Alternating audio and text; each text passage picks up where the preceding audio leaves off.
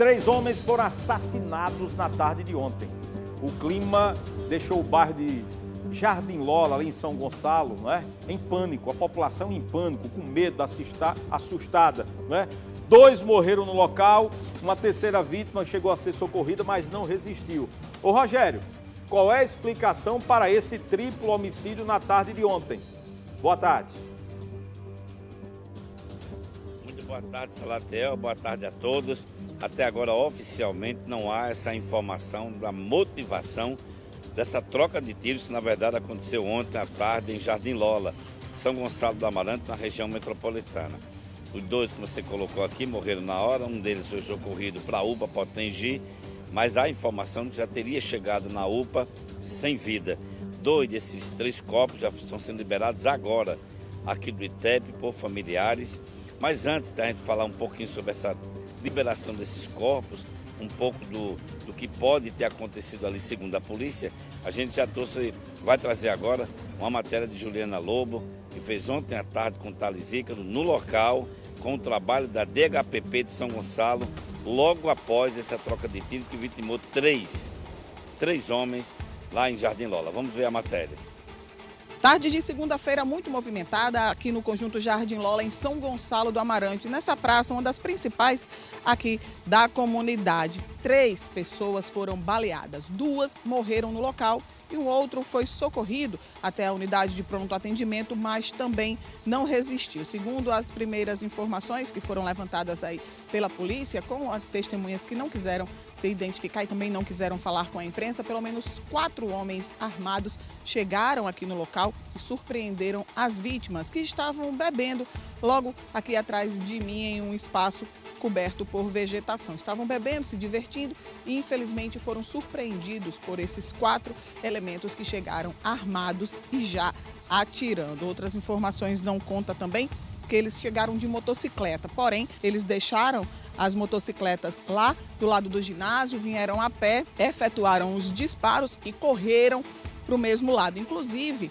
um carregador de pistola foi deixado aqui no local. As imagens mostram aí esse carregador logo no final por onde eles teriam corrido, logo após efetuar os disparos. Populares informaram também, sem gravar entrevista e sem serem identificados, que foram pelo menos 40 disparos de arma de fogo que foram ouvidos aqui na região. Uma tarde muito triste, inclusive os peritos do ITEP estão nesse momento fazendo todo aquele trabalho de perícia, colocando aquelas plaquinhas nos vestígios, aonde tem cápsula de pistola ainda, onde tem cápsula lá deflagrada, eles colocam umas plaquinhas amarelas e inclusive aqui também, nesse local, aqui destinado ao esporte, ao skate, ao cross, a bicicleta também, algumas plaquinhas foram colocadas aqui, identificando aqui vestígios que a gente pode ver aqui, vestígios de sangue, muito sangue aqui, um rastro. Provavelmente a terceira vítima, que foi levada até o hospital, estava bebendo lá com os companheiros, foi atingida pelos disparos e correu até esse ponto aqui, deixando esse rastro de sangue.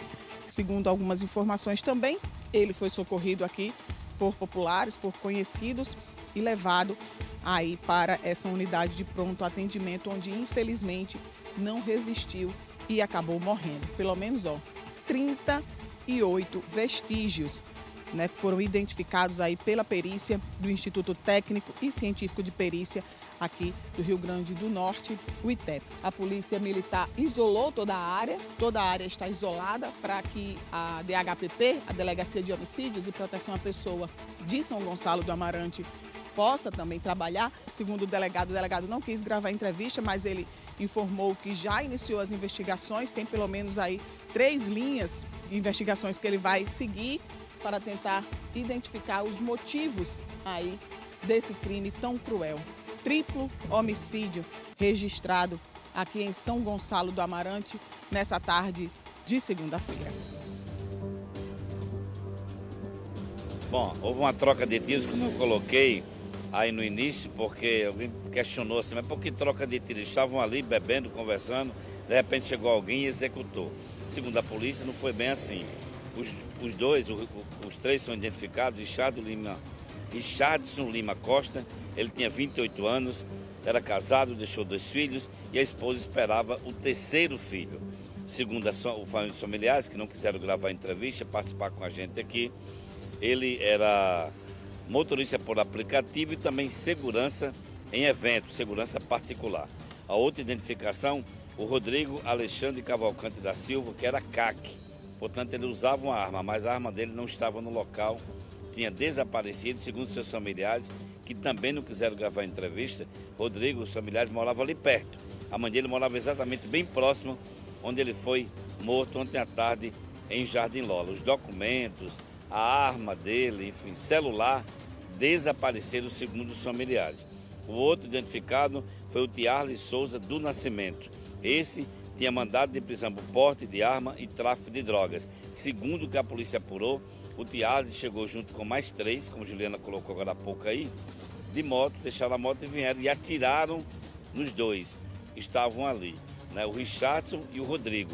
Houve um revide e, portanto, o Tiarles também teria sido atingido, mas os 2 morreram ali porque eram 4 contra 2. Eles teriam reagido. A família não entende por quê, porque não foram encontradas armas no local, principalmente a arma de Rodrigo, que normalmente usava, que era CAC, segundo seus familiares. Os familiares dos 2, do Richardson e do Rodrigo, negaram também que eles participassem de alguma facção criminosa. Diz que isso não acontecia, eram trabalhadores, portanto não existia essa possibilidade de participarem de facção criminosa. Mas houve essa intensa troca de tiros, os 3 que sobraram escaparam, não sabemos se tomaram tiro, enfim. A família alega que pertence como arma, documento, celular, teriam sido levados do local. Eu acredito que quando a polícia chegou, aquele momento em que Juliana Lobo fazia o material com o Thales Ícaro, não tinha mais nada, apenas esse carregador de pistola que foi deixado na calçada. Os corpos estão sendo liberados agora, pelo menos do Rodrigo e do Richardson. O Tiarles ainda não. Deve permanecer por mais 1 ou 2 horas, ainda aqui no ITEP, no bairro da Ribeira, zona leste da capital. Salatiel, eu volto com você. Primeiras informações do nosso Rogério Fernandes a respeito desse triplo homicídio em Jardim Lola, São Gonçalo do Amarante, onde, a exemplo de outros municípios da Grande Natal, principalmente, sofrem a influência das facções. Sofre a influência, infelizmente, do tráfico de drogas. O chamado poder paralelo. Coisas que a gente só via no Rio de Janeiro, em São Paulo, em outras cidades maiores, né, da região sudeste do país, principalmente. A gente está vendo aqui em Natal, aqui no Rio Grande do Norte, na nossa rua, no nosso bairro. São jovens que moram aqui, talvez você até conheça um deles. Talvez até conheça uma das 3 vítimas. Não é? Aí alguém pode dizer, não, mas tinha um deles que tinha um mandado de prisão. É verdade, um deles tinha um mandado de prisão. O que eu estou falando, não estou defendendo nenhum deles, não. Eu não conheço a vida pregressa, o histórico, o passado de nenhum deles. Eu estou falando da força do tráfico de drogas. Eu estou falando da influência das facções que estão em todos os bairros de Natal e do interior. Toda cidade, por menor que seja, com 3, 4, 5 mil habitantes, a gente já tem notícia de facção agindo no interior do estado, onde antigamente a gente podia deitar numa varanda, armava uma rede, né? Quantas vezes eu não dormi lá em Itaú, no alpendre, como a gente chama, né? Vendo as estrelas, né? O barulho do vento, a brisa. Quantas vezes eu não fui para o interior para descansar? Quantas pessoas tinham costume, aqui em granjas aqui da região metropolitana, dormiam com as janelas, as portas abertas. Faz hoje para ver. Abre tua porta, a janela e vai dormir para ver. A gente se tranca, bota grade, bota cerca, bota câmera de monitoramento, o cachorro, paga o vigia da rua e os caras invadem nossas casas, entram em condomínios, tem acesso.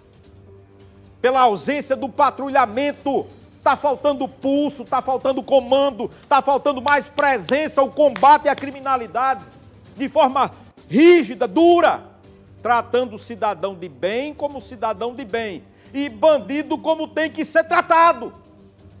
Ou a gente coloca cada um no seu lugar, ou daqui a pouco, meu irmão, a gente vai ficar acuado, trancado, com medo de sair na rua, porque não pode sair, porque eles não deixam, eles determinam a hora, eles determinam, tem que baixar a luz do carro, para chegar em determinados bairros de Natal e do interior, Você tem que se identificar, não é para blitz da polícia, não.